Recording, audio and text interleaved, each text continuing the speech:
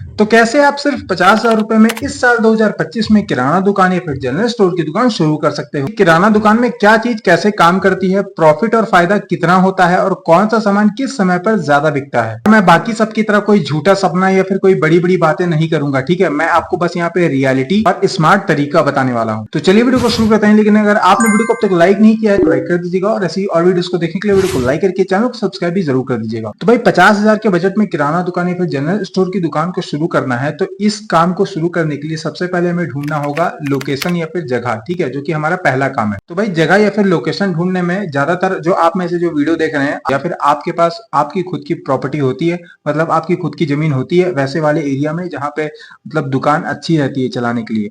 और आप में से काफी सारे लोगों के पास ऐसे होंगे जिनके पास खुद की दुकान नहीं होगी, उन्हें किराए पे लेनी पड़ेगी, ठीक है। आपका ज्यादा बजट नहीं है, आपका थोड़ा बजट है, तो आपको ऐसी दुकान किराए पे लेनी है जो ज्यादा बड़ी ना हो, ठीक है, या फिर जिसका किराया ज्यादा महंगा ना हो। जैसे कि मामूली देखा जाए तो आप 10 बाय 10 की दुकान किराए पे ले सकते हो, ठीक है, जिसका किराया मैक्सिमम आज के महंगाई के हिसाब से देखा जाए तो भाई 3 से 4 हजार रुपए से लेकर के 6 से 7 हजार रुपए मैक्सिमम हो सकता है, ठीक है। इससे ज्यादा नहीं हो सकता है क्योंकि भाई वो 10 बाय 10 की दुकान है और भाई जगह भी मैटर करती है कि वो जगह कितनी अच्छी लोकेशन पे एग्जिस्ट करती है, ठीक। भाई यहीं पे आप में से काफी सारे लोगों के मन में ये सवाल आ रहा होगा कि भाई ये तो बताओ कि लोकेशन होनी कैसी चाहिए। तो देखो भाई लोकेशन इस हिसाब से होनी चाहिए कि उस लोकेशन में फैमिली मेंबर्स ज्यादा रहते हो, कि मतलब जैसे कहते हैं रेजिडेंशियल्स वाला एरिया है या फिर जहां से लोग रोजमर्रा का सामान ज्यादा खरीदते हैं। इन्हीं सब बातों में आपको एक चीज का ध्यान और रखना है कि उसी एरिया में कोई बड़ी मतलब किराना दुकान पहले से ना हो, ठीक है। वैसी जगह पे अगर आप खोलोगे तो यार चलना मतलब चलेगी, मैं ये नहीं कह रहा हूँ कि चलेगी ही नहीं, लेकिन उतने अच्छे तरीके से चलेगी नहीं, ठीक है। इसलिए जहाँ फैमिली मेंबर्स ज्यादा रहते हो, ठीक है, जहाँ सोसाइटी रहती हो या फिर कि कोई स्कूल कॉलेज के आसपास, ठीक है, ऐसी जगहों पे आप अपनी किराना दुकान की शुरुआत कर सकते हो। तो भाई वीडियो को आप पूरा अंत तक जरूर देखिएगा क्योंकि आपके 50,000 के बजट के हिसाब से ही ये सारी चीजें आपको मैं यहाँ पे फिक्स करके दे दूंगा। कोई भी काम आपका बजट के बाहर नहीं जाने वाला, ठीक है। तो वीडियो को आप पूरा ध्यान से देखिए, सारा चीज मैं आपको आप ही के बजट के अंदर कंट्रोल करके ही दूंगा। कह सकते हैं लोकेशन आपकी यहाँ पे क्लियर हो गई है। अब यहाँ पे चलते हैं दूसरे पॉइंट पे जो कि होता है हमारा इनिशियल इन्वेस्टमेंट। भाई अब हम बात करते हैं कि 50,000 रुपए की जिसका खर्च अनुमानित रकम है, ठीक है, मतलब वो 50,000 है, उसी में आपको अपनी दुकान की शुरुआत करनी है। तो उसमें से कितना पैसा कहाँ पे कैसे खर्च करना है वो चीज मैं आपको यहाँ पे बताने वाला हूँ। तो भाई सबसे पहले हम शुरू करते हैं दुकान का किराया। मान लीजिए आपने दुकान ढूंढ ली, उसका किराया मैं एवरेज यहाँ पे बता रहा हूँ 3,000 रुपए, ठीक है। 3,000 रुपए आपने दुकान का किराया डिसाइड किया, वो तो आप एडवांस में दोगे ही ना, तो वो आपके 50,000 में से कट गया।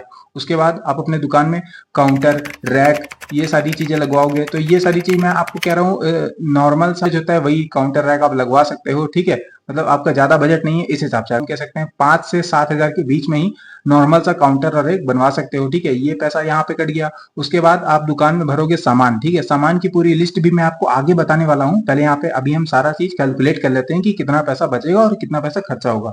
तो यहाँ पे दुकान का सामान और दुकान का सारा माल वाल भरने के लिए, माल सारा सामान भरने के लिए लमसम 30 से 35 हजार रुपए यहाँ पे आपके खर्चा हो गए, ठीक है।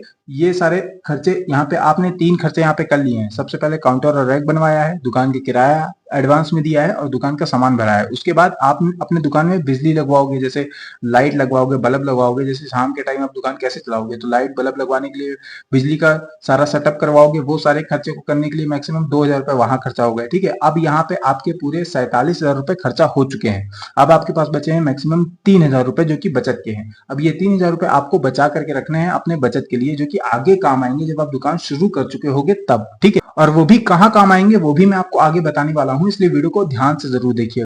तो यहाँ तक जो है आपका जो सारा 50,000 का बजट था वो यहाँ पे सारा क्लियर सेट हो गया है, ठीक है।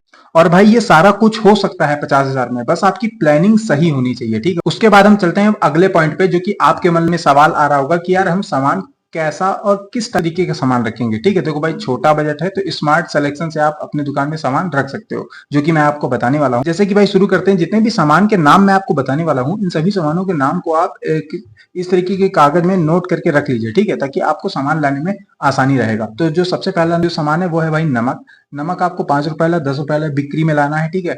मिर्चा मतलब हल्दी, मिर्चा, धनिया, ये सारी पैकेट आपको 5-5 रुपए वाली, 10 10-10 रुपए वाली में लेकर के आनी है। मीट मसाले हो गए, गरम मसाले हो गए, सब्जी मसाले हो गए, छोला मसाले हो गए, ये सारी चीजें आपको 5-5 रुपए वाली, 10-10 रुपए वाली जो पैकेट आती है वो लेकर के आनी है, ठीक है। उसके बाद दूसरे नंबर पर आता है भाई दालें। दालें बहुत मिल की होती हैं, लेकिन अभी आप शुरुआत कर रहे हो तो इसमें आपको थोड़ी थोड़ी क्वांटिटी सारी रखनी है, जैसे अरहर दाल, उड़द दाल, मूंग की दाल, चना दाल, ठीक है। ये सारी दालें आपको, आप चाहो तो इसे लूज में भी ला सकते हो, मतलब अगर आप शहर में दुकान खोलोगे तो शहर में भाई पैकेट वाली दालें भी मतलब बिकती हैं, 1 किलो वाली जो पैकेट होती है, 2 किलो वाली जो पैकेट होती है। वैसे ज्यादातर किराना दुकानों पे जो दालें होती हैं वो लूज में ही बिकती हैं, मतलब कह सकते हैं उसे तौल कर ही दिया जाता है, तो वो आप 5-5 किलो या फिर 4-4 किलो खरीद सकते हो, सारी वेरायटी की दालें, ठीक है। क्योंकि आप शुरुआत कर रहे हो तो आपकी दुकान पे सारी मतलब सारे सामान होने चाहिए। उसके बाद भाई तीसरे नंबर पर आता है रिफाइंड ऑयल। रिफाइंड ऑयल के छोटे वाले बोतल जो भाई 500 ml के आते हैं, 1 लीटर के आते हैं, जो कि भाई 100 से 150 रुपए में बिक जाते हैं। लोकल कंपनी का अगर आप खरीदोगे तो उसमें आपको ज्यादा मार्जिन देखने को मिलेगा, जिस वजह से आप लोकल वाला रिफाइंड तेल भी खरीद सकते हो, 500 ml वाला और 1 लीटर वाला। उसके बाद आता है बिस्किट, नमकीन, टॉफी,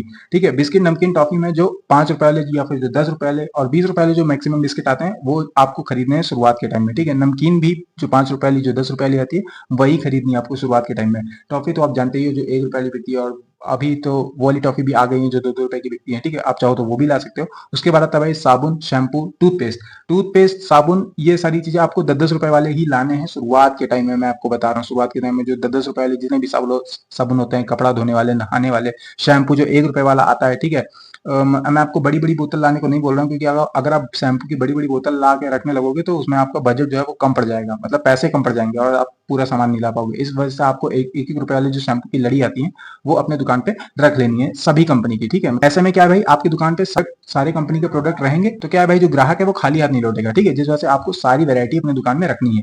टूथपेस्ट जो 10 रुपए वाला और ज्यादा से ज्यादा जो 20 रुपए वाला हो गया, वो टूथपेस्ट आप रख सकते हो। उसके बाद आता है भाई अगरबत्ती, माचिस। माचिस वही 1 रुपए वाली जो बिकती है, लेकिन अगरबत्ती आपको ज्यादा महंगी नहीं रखनी है, ठीक है। मतलब जैसे 20-25 वाला जो डब्बा आता है वो नहीं रखना है। शुरुआती के टाइम में आपको मैक्सिमम 5 रुपए वाली अगरबत्ती या फिर 10 रुपए वाली अगरबत्ती रख सकते हो। उसके बाद आता है भाई चाय पत्ती, शक्कर। शक्कर की आपको पूरी बोरी खरीदनी है, जो कि भाई 50 किलो की आती है, ठीक है। वो पूरी बोरी आप खरीद सकते हो। और उसके बाद चाय पत्ती के पैकेट 5 रुपए वाले, 10 रुपए वाले। मोबाइल रिचार्ज आप चाहो तो कर सकते हो, क्योंकि भाई मैं अपने दुकान में खुद मोबाइल रिचार्ज की सुविधा और आधार कार्ड से पेमेंट निकालने की सुविधा देता हूँ, जिस वजह से आप चाहो तो इसको एडिशनली ऐड कर सकते हो, ये कोई मतलब जबरदस्ती नहीं है, ठीक है। उसके बाद भाई बच्चों वाले सामान, जैसे कि chocolate, toffee, lollipop, chips, Kurkure, ये सारी चीजें आप रख सकते हो, जो कि बच्चों वाले आइटम में आते हैं। तो यहाँ पे मैं आपको जितने भी सामानों के बारे में बताया हूँ, इन सभी सामानों को आप अपने एरिया के लोकल होलसेलर से ले सकते हो, जो कि आपको सही रेट लगा करके दे सकता है, ठीक है। अगर आप उसे बताओगे कि भाई मैं नया नया दुकान शुरू कर रहा हूँ, मुझे सही रेट लगा करके सामान देना, तभी मैं आपकी दुकान से दोबारा सामान लूंगा, ठीक है। अगर आप ऐसा बोल करके